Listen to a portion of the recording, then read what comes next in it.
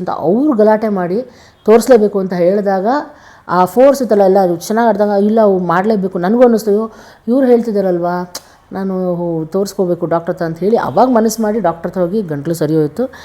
ಆಮೇಲೆ ಆರ್ಕೆಸ್ಟ್ರಾನಲ್ಲಿ ಹಾಡೋಕ್ಕೆ ಶುರು ಮಾಡಿದೆ. ಅದು ಒಂದು ಹೊಸ ಅನುಭವ. ಆರ್ಕೆಸ್ಟ್ರಾನಲ್ಲಿ ಹಾಡ್ತಾಯಿದ್ದೊಂದು ಹೊಸ ಅನುಭವ. ಅಂದರೆ ನಮ್ಮ ಅಪ್ಪಂದು ಆರ್ಕೆಸ್ಟ್ರಾ ಇತ್ತು, ಬಟ್ ಅಲ್ಲಿ ನಾನು ಸೆಲೆಬ್ರಿಟಿ ಸಿಂಗರೇ ಆಗಿದ್ದೆ ಆವಾಗಿಂದನೂ.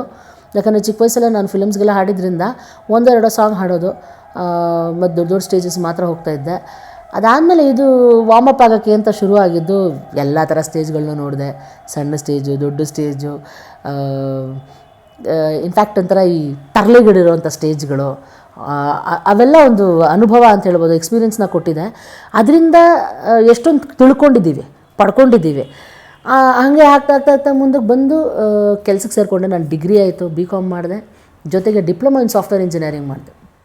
ಎಷ್ಟು ಇಂಪಾರ್ಟೆಂಟ್ ಆಗುತ್ತೆ ಅಂದರೆ ನಾನು ಮಧ್ಯದಲ್ಲಿ ನಾನು ಸಿಂಗಲ್ ಪೇರೆಂಟ್ ಆಗಿಬಿಟ್ಟೆ.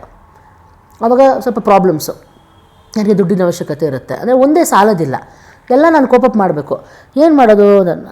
ನನ್ನ ಕೇಳ ಸೀರಿಯಲ್ ಮಾಡ್ತಾಯಿದ್ದೀನಿ ನೀನು ಮಾಡು ಅಂದು ಅಲ್ಲಿ ಕೆಲಸ ಕೊಟ್ಟರು. ಅಲ್ಲಿಂದ ನಾನು ಶೋಸ್ಗೆ ಹೋಗಬೇಕು ಅಂದೆ. ಶೋಸ್ ಬರೋಕ್ಕೆ ಶುರು ಆಯಿತು ಜಾಸ್ತಿ. ಸರಿ ಆಯಿತು, 5:30-6 ಗಂಟೆ ಕಳಿಸ್ಕೊಡ್ತೀನಿ ಅನ್ನೋರು. ಶೂಟ್ ನಡೀತಾಯಿದ್ರು, ನಂದೆಲ್ಲ ತೊಗೊಂಡು ನನ್ನ ಕಳಿಸ್ಕೊಡೋರು ಅವರು.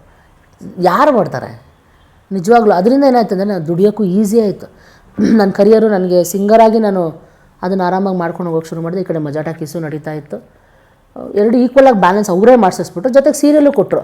ಈಗ ಲೋಕೇಶ್ ಪ್ರೊಡಕ್ಷನ್ ಸೀರಿಯಲ್ ಆದ್ದರಿಂದ ನಮಗೆ ಡೇಟ್ಸ್ ಪ್ರಾಬ್ಲಮ್ ಆಗ್ತಾಯಿರಲ್ಲ, ಇಲ್ಲಿರೋದನ್ನು ನೋಡ್ಕೊಂಡು ಅವರವರೇ ಅಲ್ಲಲ್ಲೇ. ಸೊ ಅಷ್ಟು ಬ್ಯುಸಿ ಟೈಮ್ ಅದು, ನಮಗೇನು ಯೋಚನೆ ಮಾಡೋಕ್ಕೂ ಟೈಮ್ ಇರ್ತಾ ಇರಲಿಲ್ಲ. ಅಷ್ಟು ಬ್ಯುಸಿ ಟೈಮ್ ಆ್ಯಂಡ್ ಅಷ್ಟು ಗೋಲ್ಡನ್ ಪೀರಿಯಡ್ ಅದು ನಮಗೆ ಮಜಾ ಟಾಕೀಸಲ್ಲಿ ಆ ಟೈಮು.